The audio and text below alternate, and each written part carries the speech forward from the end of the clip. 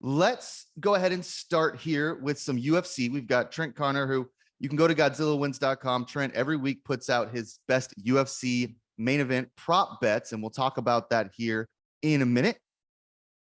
And then we'll talk about the main event as well. Nate Perry, always locked into the UFC, will be with us as well for that. So, y'all, I'm going to start with Trent here. We're going to start with the co-main event. Edson Barboza versus Billy Quarantillo. From a betting perspective, both of y'all are pretty locked into that aspect of the UFC. Trent, what do you see here? What do you like from the Barboza Quarantillo co-main event? Well, Quarantillo is out of the rankings. This is his way to get into the rankings against Barboza, who's a longtime vet.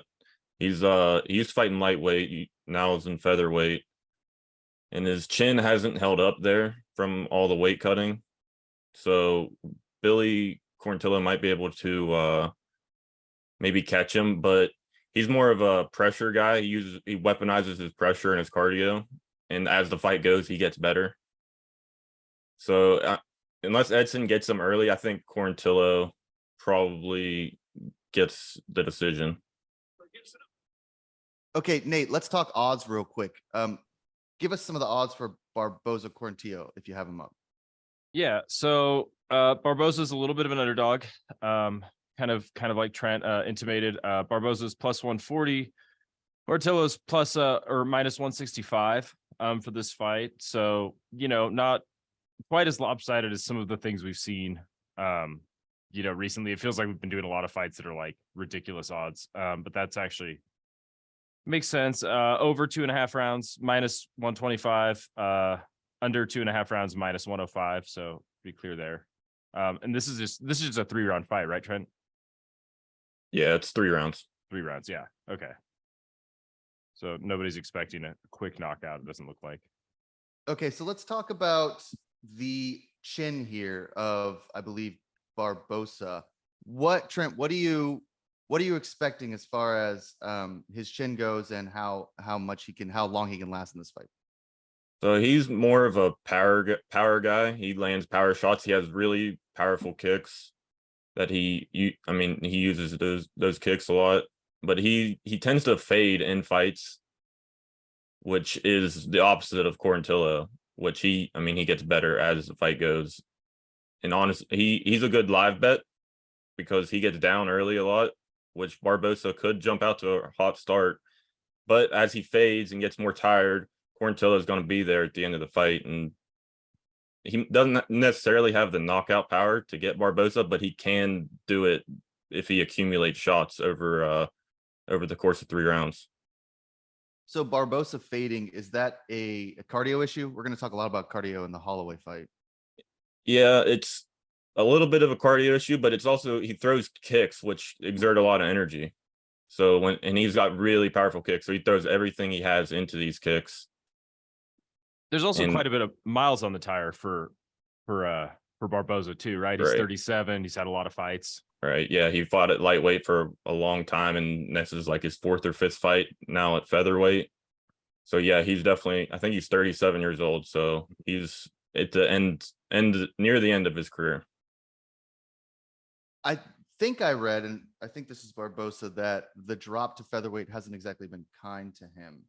The weight cut I think is a little too much for him.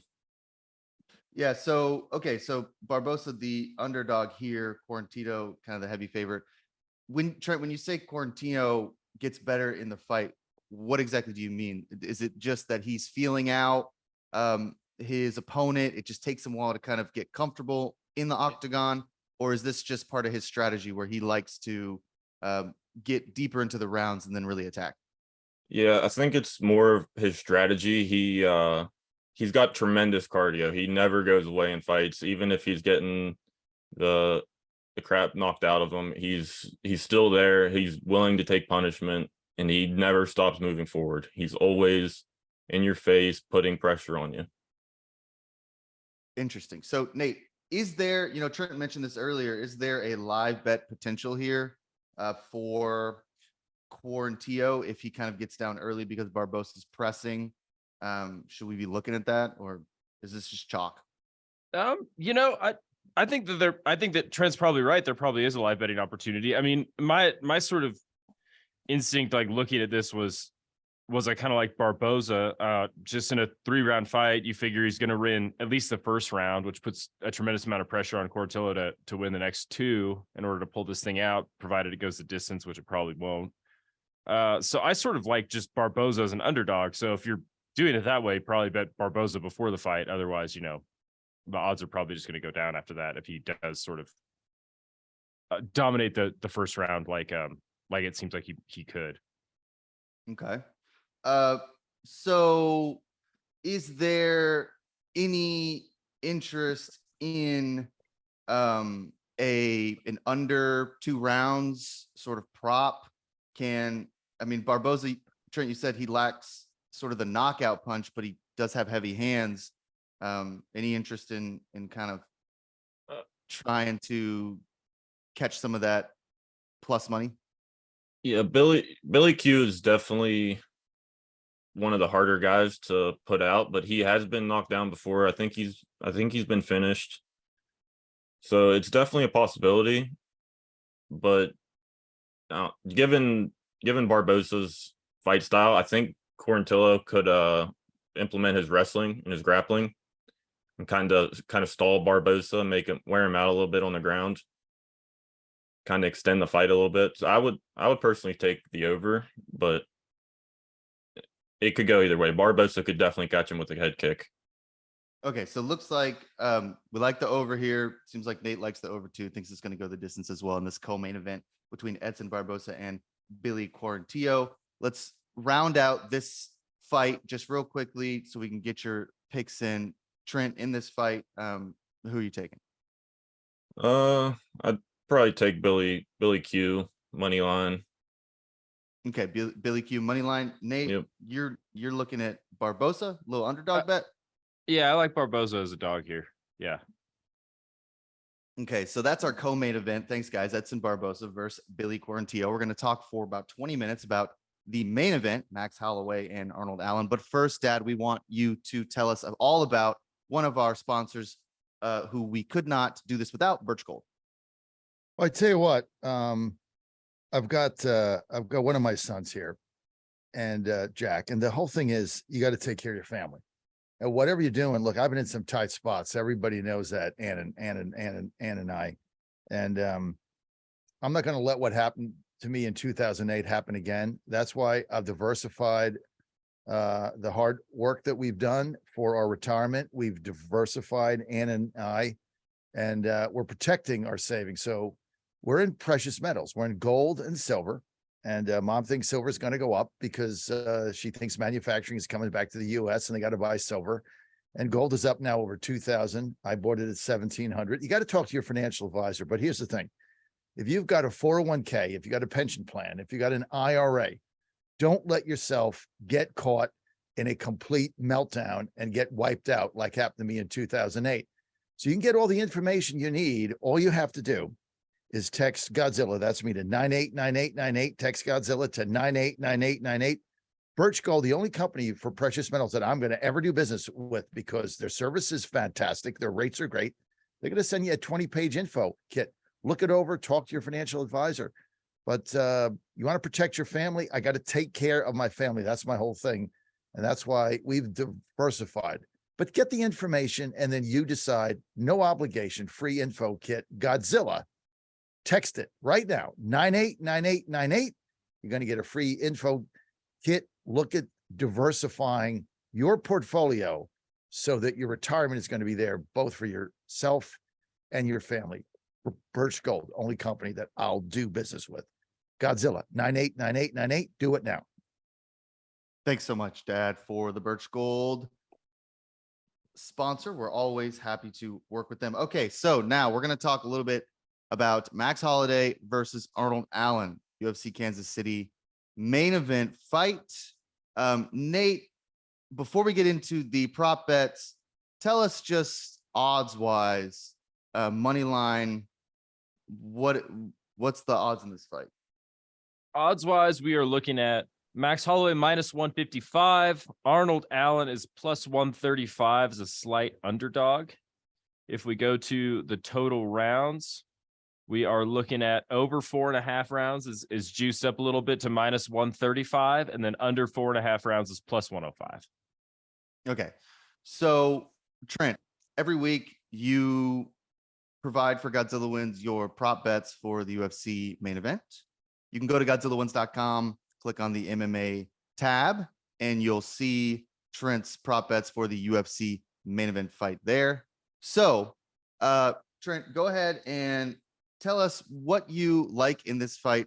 Actually, before we do that, since we got time, Trent, can you just preview the style of both fighters for our audience who might not be as locked into Holloway and Arnold? And then we'll move to the prop bets. So we'll just kind of talk a little bit about what these two do and how they win. Go ahead and give us a little bit of a preview of that. Yeah, so Max Holloway is probably one of the best boxers in the UFC. He offers a lot of volume. He puts out a lot of shots, a lot of feints. He's always pressuring you. He's always moving forward. He's hard to beat in a point fight. You're not going to outpoint him. And Arnold Allen's more of an all-around fighter. He's got pretty good wrestling. He's got power shots. He's got good boxing, which he showed in the Calvin Kattar fight, which was his last win. But he's never really been tested at this level before. So Max Holloway is definitely going to be his hardest test. Let's talk a little bit about getting tested at the highest level, because one of the things about Holloway that we know is that he's an incredible fighter, great boxer, been working on his grappling, but can't seem to break through when he fights the champion, the sort of, the Volkanovski fight, some of these others. So Trent, just tell us a little bit about, like, why can't Max Holloway just break through? Is it the grappling? Is it a mental thing? In the first Volkanovski fight, it was a bit of the wrestling, but in the latter two fights, he actually held up pretty well wrestling wise against Volkanovski, but Volkanovski had a speed advantage, which really doesn't happen to Max Holloway a lot. He's usually the faster fighter in the stand-up, and he just wasn't against Volkanovski. Yeah, he is an incredibly fast fighter. Cardio is, I think, his calling card.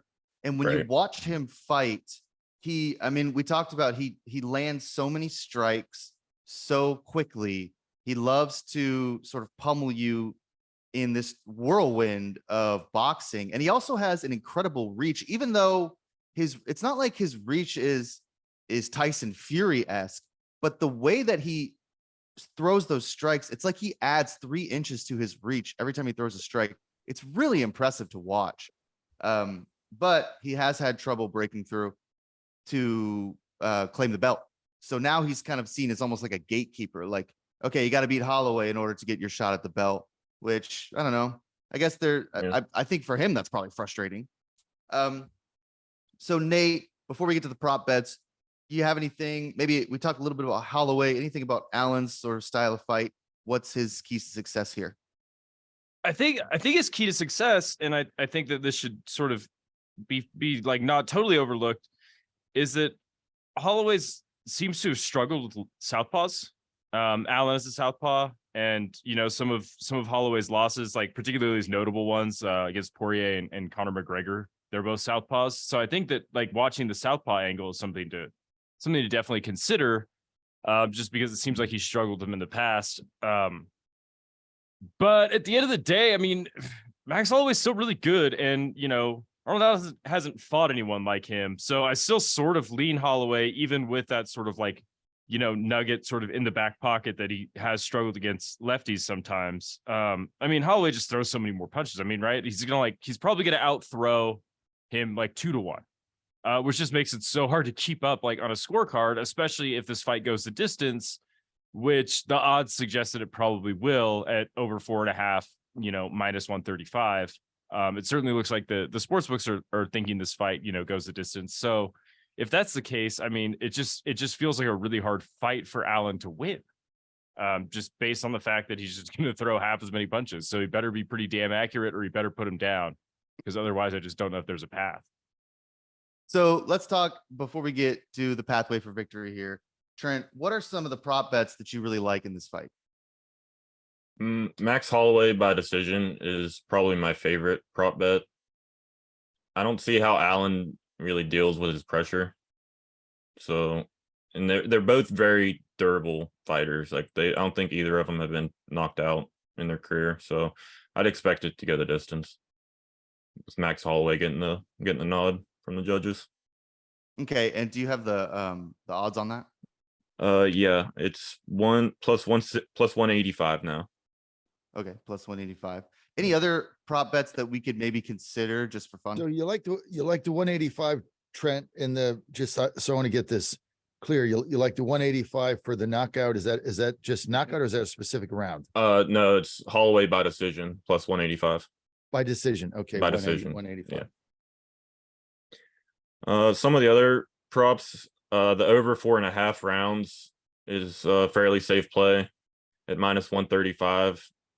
Like I said, both of these guys have not been knocked out in their career. And I think the last 7 Max Holloway fights have gone the distance. So I wouldn't expect anything different here. And then another one would be fight to be won by unanimous decision. Yes, plus 120. Arnold Allen really hasn't had anyone pressure him the way Holloway is going to pressure him. So we don't know how he's going to react to that pressure. And I think Holloway can get the majority of the rounds. Yeah. So let's talk a little bit then about going the distance, because I believe that Arnold hasn't gone 15 minutes or definitely doesn't average 15 minutes. Holloway does. Is there real concern that Allen is just going to sort of run out of gas here after the 3rd or 4th round, especially trying to keep up with the speed with which Holloway fights? Nate, we'll throw to you first. So we're talking about the Arnold going the distance. Going the distance. I mean, I think that going the distance makes a lot of sense here. Although I was kind of looking at some of these props, some of these round by round props, and I mean, if you think that Holloway is better conditioned, right? He's more used to fighting these championship round fights, these championship rounds in 4 and 5, then maybe you start looking at, like round by round props, and then you're like, well, Holloway in round 4 or 5 is like pretty fun. I mean, those odds get like pretty exciting pretty fast. I don't know if Trent has any opinions on this, but like Holloway round 4 is like, plus 1,800, and round 5 is like 2,500. So I think you could do worse than if you think that Holloway is just going to out cardio him. And we have some questions about whether or not Arnold Allen can go the full distance. Then like you start thinking like maybe Holloway just, sort of just cumulatively just puts so much on him that like 18-1 or 25-1 to finish in round 4 or 5 is like kind of a sexy bet. 25-1 is how I would consider pretty exciting, pretty fast. I mean, I can talk myself into a lot of 25-1 wagers there. That's what I'm talking about. Yeah, right. I mean, those are the odds we like. Sometimes you bet in UFC, you're talking about it. It's just chalk, chalk, chalk. It's, oh, this guy's minus 220, but he's 900-0. So it's kind of nice sometimes to see a little bit of plus money. Trent, why is it that those odds for Holloway finishing in the 4th or 5th round are so high? Is it just because he just likes to go the distance? He's not really a finisher. Yeah, he's never really been known as a power guy. He has power. He is capable of knocking you out, especially like Nate said, with accumulation of shots. But he always stays composed when he's in there. He never pushes for a finish the way some of these other guys do. Yeah, that's true. And one of the things that you kind of, if you watch even just casually, if you watch a lot of UFC, is you tend to, if a fighter gets knocked out early, then or if a fighter's going to get knocked out, a lot of times they get knocked out early. But when they are submitted, a lot of times they can be submitted in the 4th or 5th round or the late 3rd round because they're tired and they finally get to the ground and all of a sudden they can't defend the way that they were, especially in a fight like this. So I guess my big concern would be Holloway's grappling, but he moved gyms. He says he's been working really hard on the grappling. Seems like if he can shape out the grappling, he can be one of the best in the featherweight division, or we're strawweight, right? Featherweight. Featherweight, right? Yeah. That's right. So there's, I don't know. I mean, 25-1, super nice, but it's 25-1 for a reason. So, Holloway's not usually one you to guys just finish don't a like fight in fun. the 4th round. No, we don't. Well, we want to win. Dad likes fun. He'd probably take that 25-1. He'd be all right with that. I've written it down. I'm gonna bet $20 Yeah. on that. I'll take a shot. All right, there you go. There he is. I don't bet UFC, but I'm gonna do that. I'm gonna do that. the fact I'm going to DraftKings as soon as the show's over, and I could take a shot with 25-1. I don't even know how the thing works, but Good time, guys. Me and John. Nate seems compelled here to do the 25-1 deal. So what the hell, right? You take a shot, you win $500 for your $20 bet. Yeah, my claim to fame in UFC handicapping is Alexa Grasso at like 6-1 when she won the title. And I mean, I'll never stop talking about that because you never get those types of odds. Those types of odds never cash in a main event fight. But I took it because I thought, well, 6-1, like, I mean, it's a main event, anything can happen. And of course, she won that fight, and I just thought I was a genius, and I should have drove Tunica, put a little bit more on it. But I did not. So, okay, let's then get into just the money line, who we like in this fight.